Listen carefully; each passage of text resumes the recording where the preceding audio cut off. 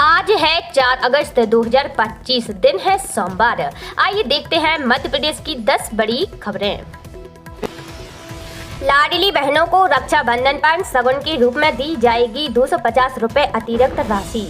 आपको बता दें, मुख्यमंत्री डॉक्टर मोहन यादव ने कहा है कि प्रदेश की महिलाएं मेरी बहनें हैं, यह मेरा मान है, सम्मान है। बहनों को किसी प्रकार की परेशानी नहीं आए, इसके लिए मध्य प्रदेश सरकार कृत संकल्पित है। मुख्यमंत्री डॉक्टर यादव ने कहा कि आगामी 7 अगस्त को लाडली बहनों के खातों में 250 रुपए की अतिरिक्त राशि रक्षाबंधन के शगुन के रूप में दी जाएगी। जो रक्षाबंधन पर भाई की तरफ से छोटा सा उपहार है, यह राशि प्रतिमाह मिलने वाली 1250 रुपए से अतिरिक्त होगी।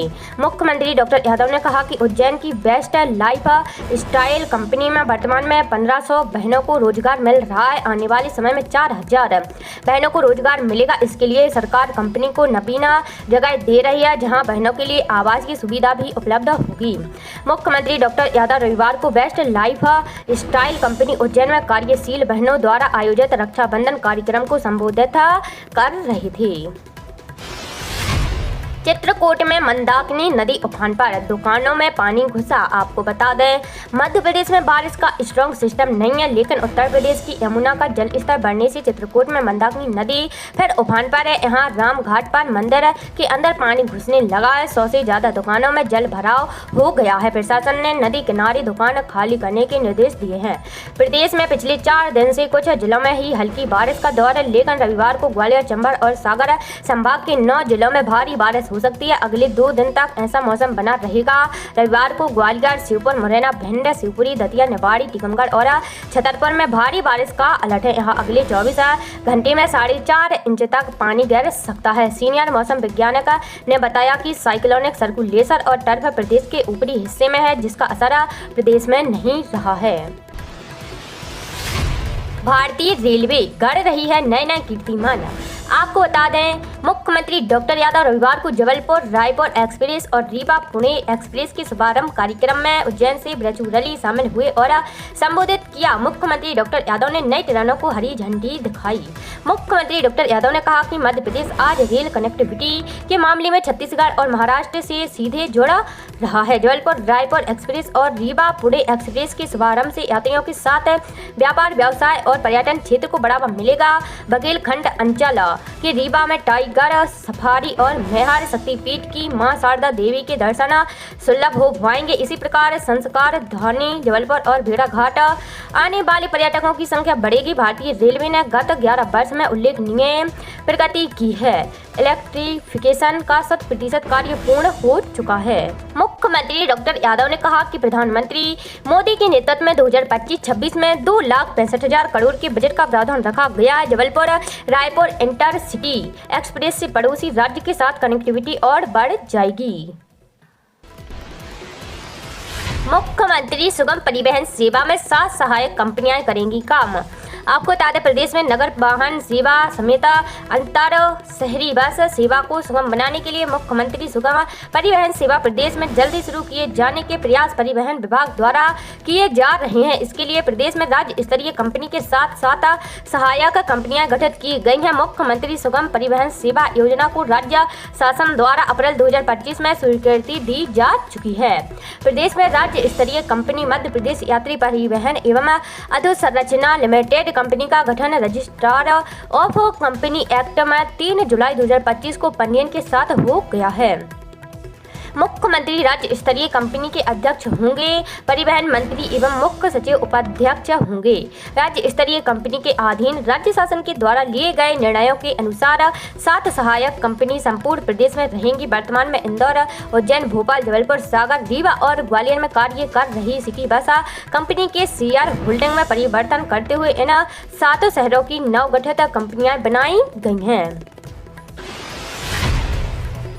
प्रधानमंत्री मोदी ने राष्ट्रपति द्रौपदी मुर्मू से की मुलाकात। आपको बता दें, प्रधानमंत्री नरेंद्र मोदी ने रविवार को राष्ट्रपति द्रौपदी मुर्मू से राष्ट्रपति भवन में मुलाकात की। इस शिष्टाचार भेंट के दौरान दोनों नेताओं के बीच चर्चा हुई। हालांकि इस चर्चा के बारे में अधिक जानकारी साझा नहीं की गई है। राष्ट्रपति के सोशल मीडिया हैंडल एक्स से रविवार को पीएम मोदी और राष्ट्रपति द्रौपदी मुर्मू के बीच हुई मुलाकात की तस्वीर भी शेयर की गई है, जिसमें वे दोनों चर्चा करते हुए दिखाई दे रही हैं।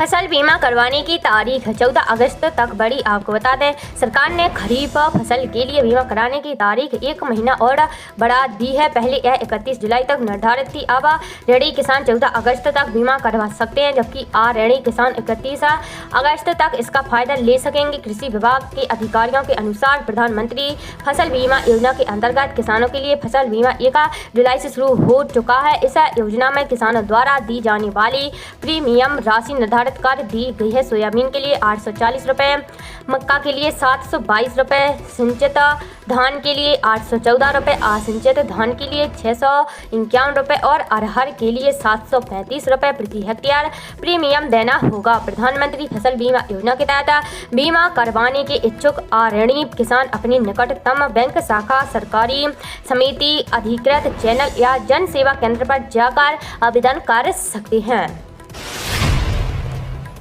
40 शहरों में जोरदार बारिश। आपको बता दें, यूपी में बाढ़ से हालात अब बिगड़ने लगे हैं। प्रयागराज, काशी समेत 14 जिलों में बाढ़ आई हुई है। सीएम योगी ने बाढ़ से राहत बचाव के लिए मंत्रियों की स्पेशल टीम 11 बनाई है। योगी ने कहा, मंत्री तत्काल अपने प्रभावित जिलों में ग्राउंड जीरो पर उतरे। मंत्री रात में भी अपना जिला नहीं छोड़ेंगे। बाढ़ राशि और प्रयागराज में गंगा का पानी 1 लाख से अधिक घरों में घुस गया है। शमशान घाट डूब गए हैं, सड़कों पर नावें चल रही हैं। काशी में हजारों लोगों ने घर छोड़ दिया है। यहाँ गंगा का जल स्तर खतरे के निशान को पार कर चुका है।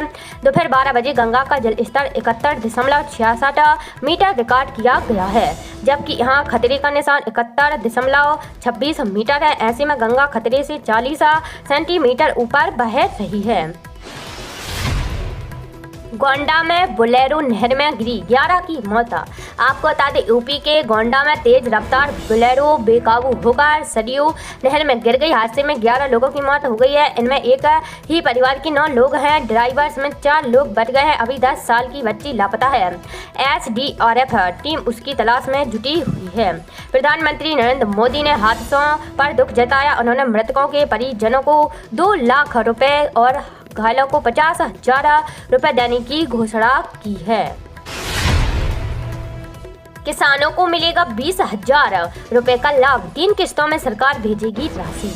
आपको बता दें, आंध्र प्रदेश के मुख्यमंत्री एन चंद्रबाबू नायडू ने किसानों के लिए एक बड़ी राहत योजना की शुरुआत की है। अन्नदाता सुखी भाव योजना के तहत राज्य सरकार ने शनिवार को 47 लाख किसानों के बैंक खातों में 7,000 रुपए जमा किए हैं। यह सहायता 20,000 रुपए सालाना की योजना का पहला चरण है।